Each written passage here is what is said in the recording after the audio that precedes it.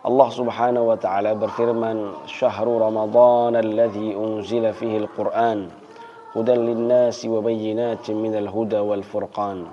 Yang artinya bahwasanya bulan Ramadan adalah bulan diturunkannya Al-Qur'an. Maka amalan yang paling utama di bulan Ramadan menurut para ulama dan juga salafus saleh adalah mentadabburi, membaca dan mempelajari Al-Quran. Bulan Ramadan adalah bulan Al-Quran. Maka di sini akan kita bacakan hadis-hadis keutamaan tentang beramal dengan Al-Quran. Hadis-hadis yang akan menggugah kita semua untuk senantiasa dekat dengan Al-Quran, untuk selalu membaca, mentadabburi dan juga mencintai Al-Quran.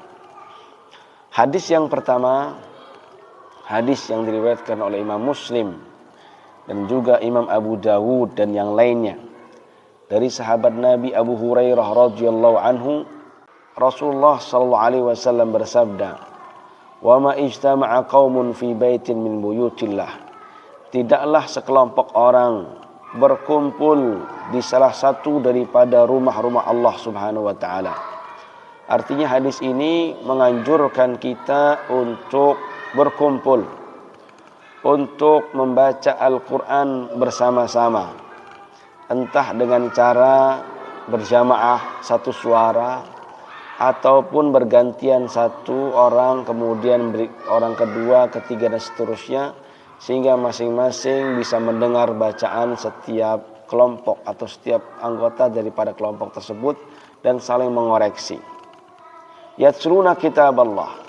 Mereka membaca kitab Allah yaitu Al-Quran. Wa yatadarasunahu bainahum. Dan saling belajar.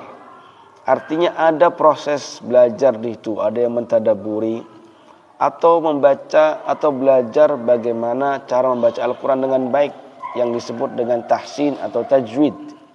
Maka orang-orang ini, kata Rasulullah SAW, illa nazalat alaihimus sakinah, melainkan akan turun kepada mereka as-sakinah, yaitu ketenangan, ketenangan hati, ketenangan pikiran, ketenangan jiwa.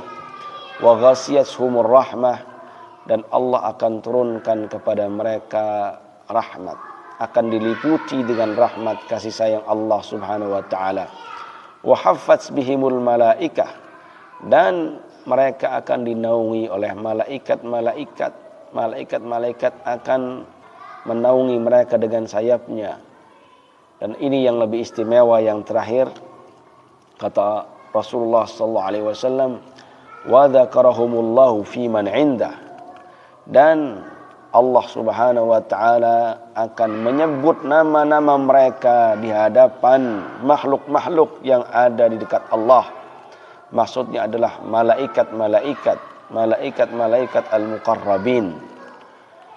Subhanallah, inilah keutamaan ketika ada sekelompok orang membaca dan mempelajari Al-Quran secara bersama-sama.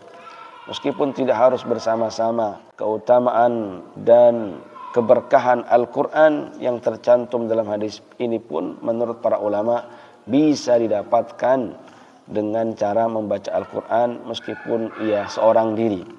Tetapi ternyata keutamaan membaca Al-Quran atau mempelajari Al-Quran secara bersama-sama itu memiliki keutamaan yang banyak. Penggalan hadis yang terakhir, wa man batta bi amaluhu lam yusri' bihi nasabuhu.